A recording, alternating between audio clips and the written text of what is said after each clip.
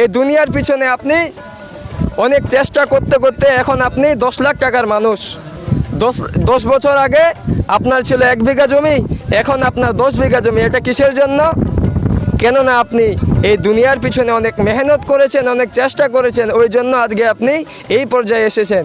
কিন্তু একটু চিন্তা করে দেখুন, 10 বছর আগে কি 20 বছর আগে আপনার বাবার আমলে, আপনার দাদার আমলে আপনি যে পড়া পড়েছেন, অর্থাৎ এই টোটাল কারণ 10টির মধ্যে প্রথমত 1 নাম্বার হলো থুথু যদি গিলে ফেলা হয়, খেয়ে ফেলা হয় থুপ, তাহলে রোজা ভাঙবে না, এটা একটা।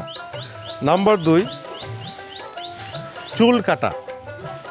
আমি যখন ছোট ছিলাম তখন আমার দাদি আমাদেরকে ওই নখ মানে কাটতে দিত না। কি কারণ? ওই যে হাত পার নখও নাকি রোজা আছে বলে।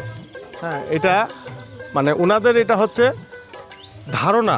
আসলে ওনাদের ভিতরে ওহির জ্ঞান না থাকার কারণে, ধর্মীয় জ্ঞানের মানে শিক্ষার জ্ঞানটা কম হওয়ার কারণে ওনারা এইভাবে কিছুটা মানে ধরেছিলেন আর কি সমাজে। আসলে ওটি ঠিক না।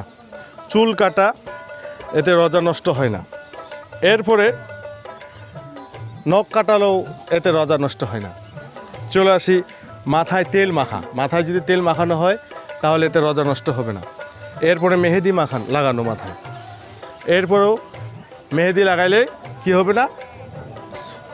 রোজা নষ্ট হবে না। এরপরে চলে আসলো বমি করা। বমি যদি হয়ে যায় তাহলে রোজা নষ্ট হবে না। 7 নাম্বার হলো খাবারের ঘ্রাণ নেওয়া। যে খাবার আমরা খেয়ে থাকি এটার ঘ্রাণ নিলে রোজা নষ্ট হবে না।